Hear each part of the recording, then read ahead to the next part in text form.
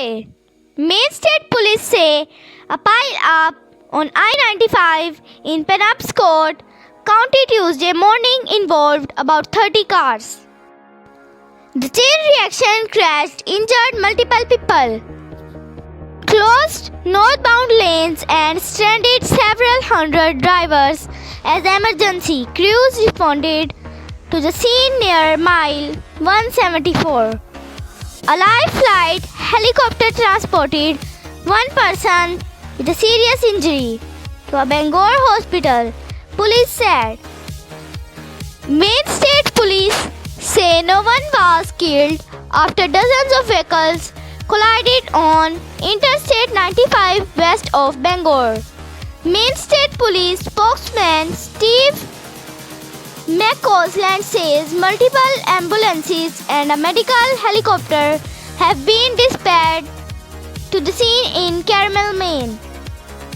He says about 30 vehicles were involved in the crash.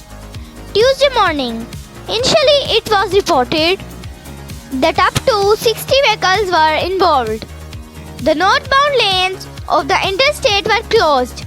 About 30 cars involved.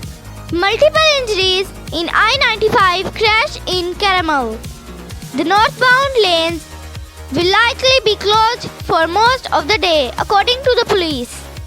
Stephen McCausland, spokesman for the Maine Department of Public Safety, said initial reports show blinding sun may have caused the first crash at 7:45 a.m.